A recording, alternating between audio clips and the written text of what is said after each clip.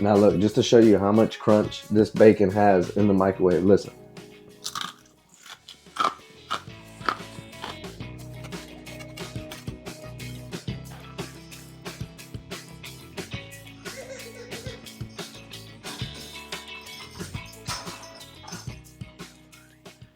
Again, when it comes to tracking, if it's super low calorie, I don't even worry about it. I just worry about the things that are going to really rack up calories. Everything in here you can search. So I already have it in here. If I wanted to, for example, the bacon, I can go in here in my meal and type in, it was Oscar Mayer. I can go to Oscar Mayer center cut, and it pops up right there. I can go in and go 2 pieces.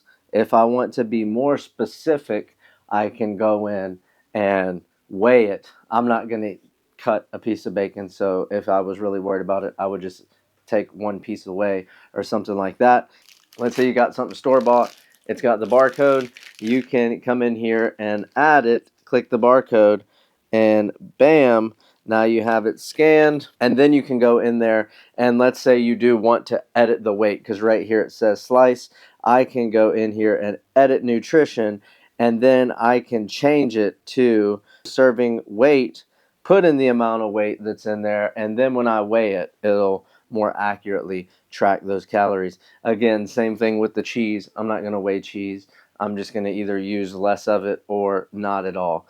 Now, if this is something that I'm going to eat all the time, then I can go in here to my little icon, go to recipes, click add new, and then search for ingredients.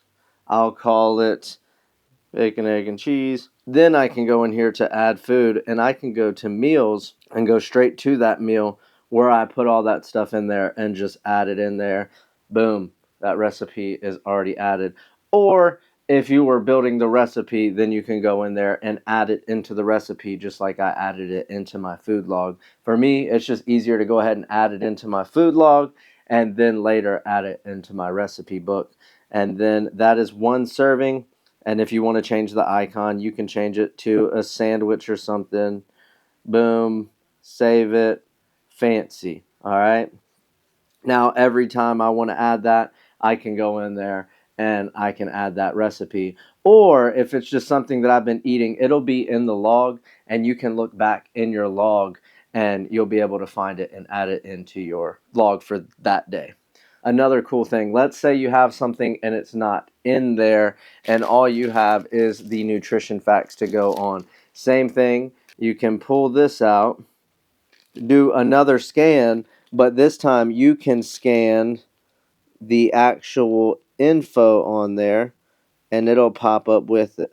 Then you can create a food, and then you can go in there and do all the same thing. Put in the serving weight or slice or however you want to do it, and then it'll be in your log. And then the next time you go to add it in there, you won't have to do all that. It'll already be in there. Awesome. Now, tracking your weight, you can do that in this app as well.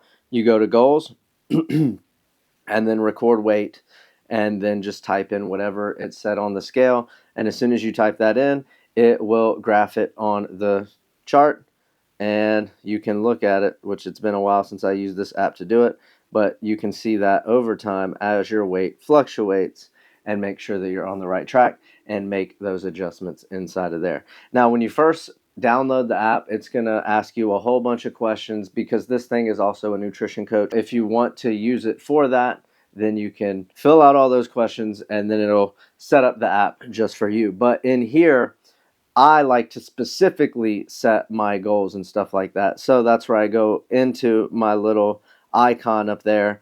You can change your goal. I can change everything in here. So just click around in there, check that out.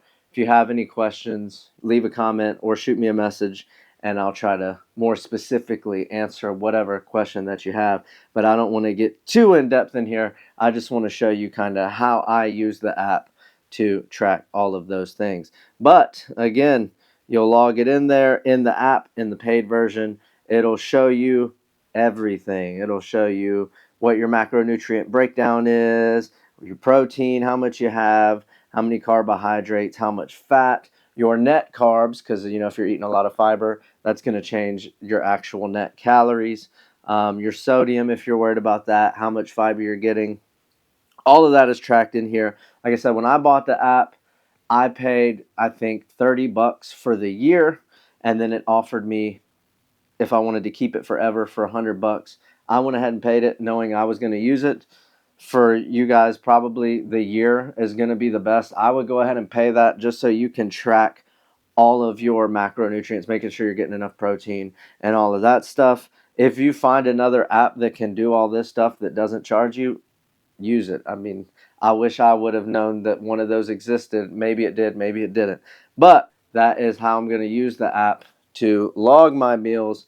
And to be completely honest with you, I haven't been tracking much at all. I just have been tracking my weight. I have a pretty good idea of the food that I'm eating. I'm pretty consistent. Once I like some stuff, I just keep eating it. And if it's working, cool deal. If it doesn't work, maybe I'll track for another day or two just to make sure I got the calories on point. And then for the most part, I'm eating basically the same thing again. So there's really no need for me to keep logging in the same thing. I just watch that scale and adjust accordingly. The next thing that we'll be going over is some kitchen hacks, some meal prep hacks, things you can do to make your food taste better, all that kind of stuff. And then we'll start getting into the fitness side of things, how we're lifting, all that good stuff. So stay tuned, be on the lookout. I'll talk to you guys soon.